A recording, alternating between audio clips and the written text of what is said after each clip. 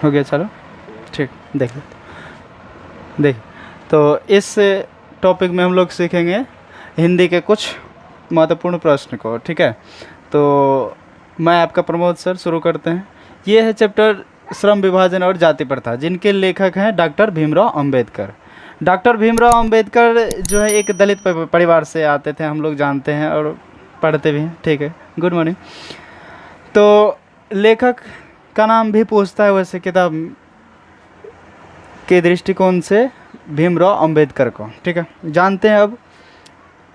सबसे पहले तो आपको श्रम विभाजन क्या होता है और जाति प्रथा क्या है। श्रम विभाजन मतलब जो कोई काम करता है, काम के आधार पर उसका वर्गीकरण जब आप करते हैं तो उसको बोलते हैं श्रम विभाजन। मतलब काम क्या है, श्रम मतलब काम, विभाजन मतलब बंटवारा।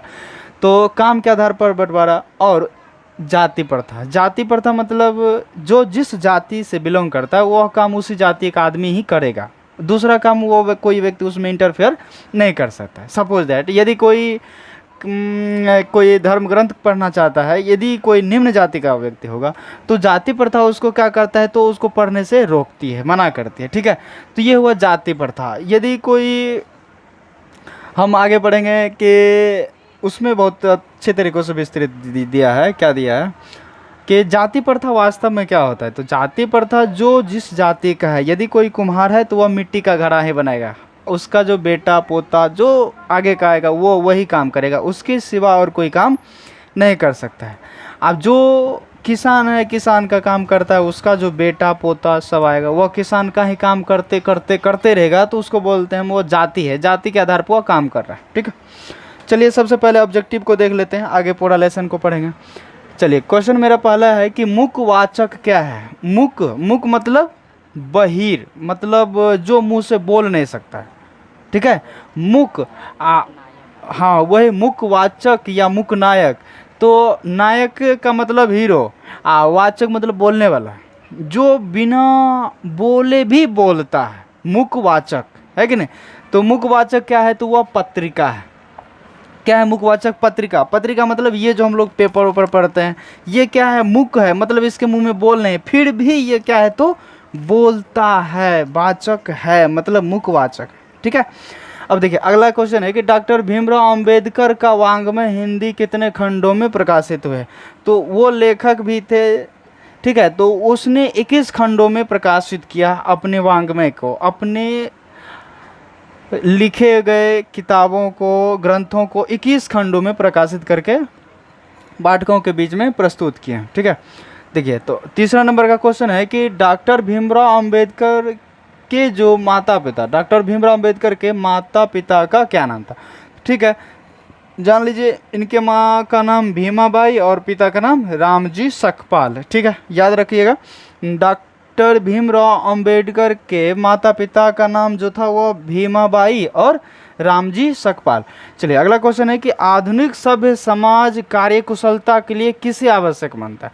कार्यकुशलता का मतलब क्या होता है कि जो जिस काम में पारंगत है, जो जिस काम को भली भांति कर सकता है, उसको बोलते हैं कार्यकुशलता। किसे आवश्यक मानता है? अभी का आधुनिक समय, तो वह मानता है श्रम विभाजन। श्रम विभाजन मतलब अभी जो वर्तमान समय में हम लोग जी रहे हैं उसमें कह रहा है कि समाज कार्यकुशलता के लिए किसे आवश्यक मानता है, तो वह श्रम विभाजन को मानता है। श्रम विभाजन का मतलब होता है कि जो भाई जैसा काम कर रहा है उसको वैसा काम दो, जाति के अनुसार उसको मत बांधो, ठीक है। तो यह है श्रम विभाजन। अगला क्वेश्चन है कि डॉक्टर भीमराव अंबेडकर पीएचडी की उपाधि कब प्राप्त की थी। तो वह प्राप्त किए थे 1916 में, मतलब 1916 ईस्वी में इसने पीएचडी की उपाधि प्राप्त कर ली थी।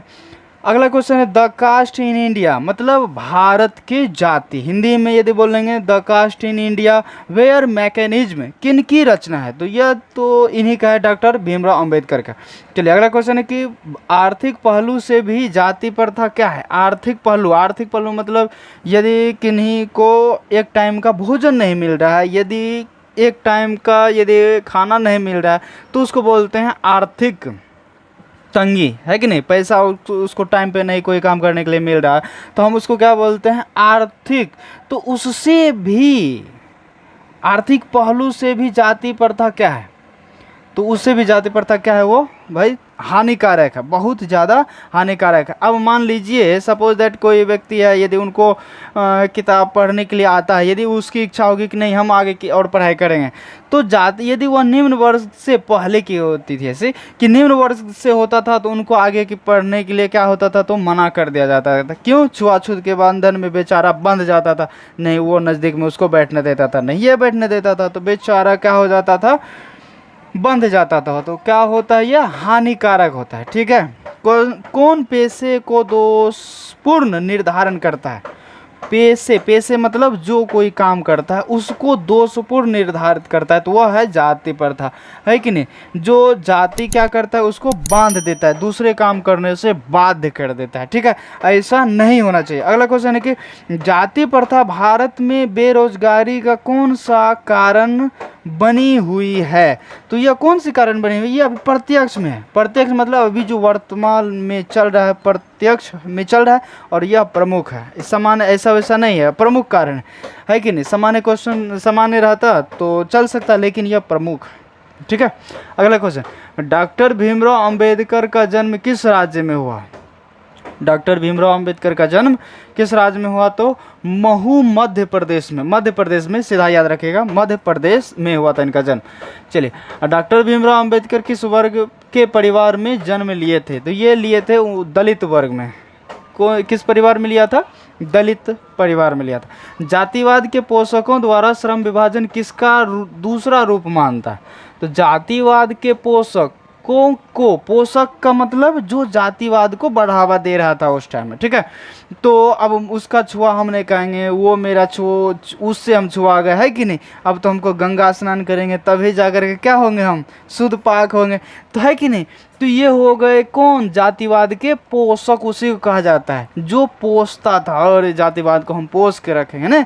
जातिवाद के पोषक द्वारा श्रम विभाजन किसका दूसरा रूप है? तो वह है जाति प्रथा का, है कि नहीं?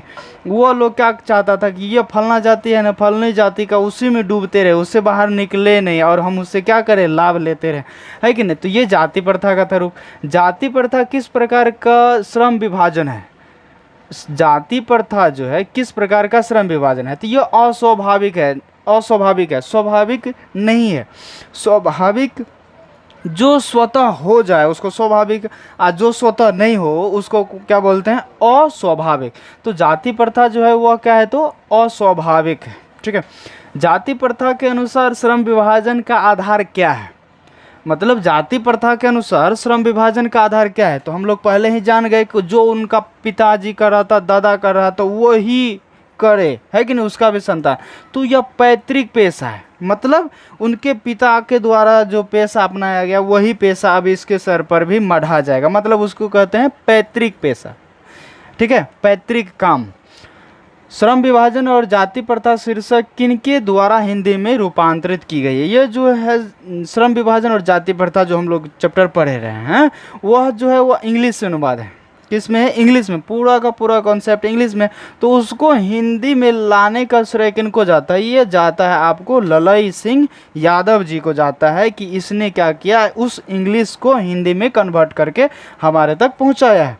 अगला देखिए, जाति प्रथा मनुष्य के पेशे को किस प्रकार प्रभावित करता है?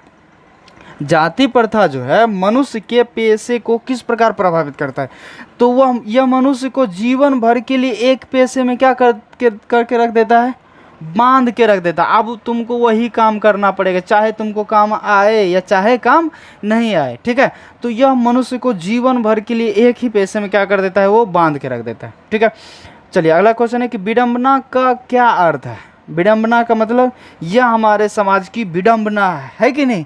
मतलब यदि अनर्गल काम होगा तो यह हमारे समाज की क्या होगी? विडंबना है। मतलब विडंबना का क्या होता है? उपहास। उपहास का मतलब मजाक। क्या होता है भाई? मजाक। उपहास का मतलब मजाक, विडंबना करता है। सच्चे लोकतंत्र का पर्याय क्या है? सच्चे लोकतंत्र की स्थापना यदि चाहे करना तो उसके लिए हमको क्या चीज़ चाहिए?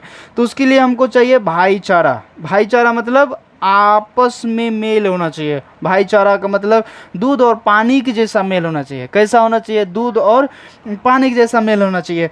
जैसे यदि मिल जाए तो पता नहीं चले कि दूध है या कि पानी है, उसी तरह से अभी सच्चे लोकतंत्र तभी स्थापना हो सकती है जब दूध और पानी का मेल हो, मतलब भाईचारा होना चाहिए। क्या होना चाहिए? भाईचारा। चलिए अगला क्वेश्चन है कि डॉक्टर भीमराव अंबेडकर की रचना का प्रेरक व्यक्ति कौन है? वह किन को देख करके लिखना शुरू कर दिया? अपने मन की बातों को, अपने मन के अंतरंगों को लिखना प्रारंभ कर दिया, तो वो थे ज्योतिबा फूले। ठीक है, जिनको देख करके, जिनको समझ करके इसने अपना कलम उठाया और लिखना प्रारंभ कर दिया। ठीक है, तो अगला है किनके प्रोत्साहन पर बाबा साहब उच्चतर शिक्षा हेतु कहाँ गए? तो न्यूयॉर्क गए थे। ठीक है, तो अब देखिए ये तो बेचारा दलित था, नहीं दलित था, तो ये पढ़ने में बहुत ही ज़्यादा मेरिटोरियस स्टूडेंट रहे थे। ठीक है, डॉक्टर भीमराव अंबेडकर। तो जब इनको प्राथमिक विद्यालय में पढ़ते हुए देखा तो वो जो का जो नरेश थे, बड़ौदा नरेश जो थे, इनको देख लिए। ठीक है, देखे तो कहा कि ठीक है आपको पढ़ने की इच्छा है? कहा हाँ बिल्कुल, लेकिन हमारे यहाँ पैसे वैसे की बहुत तंगी चलती है, हम आगे नहीं पढ़ पाएंगे। तो कहा ठीक है आपको मैं पढ़ाऊँगा, आपको आगे मैं बढ़ाऊँगा, आप पढ़िए। ठीक है, तो ये बड़ौदा नरेश ने उनको क्या कर दिए? तो सारी की सारी खर्चे उठाए और इनको कहाँ भेज दिए? न्यूयॉर्क। आप न्यूयॉर्क, लंदन चले जाइए और वहाँ से आप लॉ की डिग्री लीजिए, लॉ की पढ़ाई करके आप आइएगा। ठीक है, और हमारे यहाँ जो ये कुव्यवस्था फैली हुई है आप इनको दूर करिएगा। ठीक है, तो ये बड़ौदा नरेश के प्रोत्साहन पर ही क्या, कहाँ गए थे ये? अमेरिका, न्यूयॉर्क गए थे। ठीक है, चलिए तो फिर मिलते हैं। इसमें 19 क्वेश्चन को पढ़े हैं, लगभग 19 क्वेश्चन आ गया है। 19 क्वेश्चन को आगे और पढ़ेंगे। ठीक है, तब तक लिए बाय बाय, टेक केयर।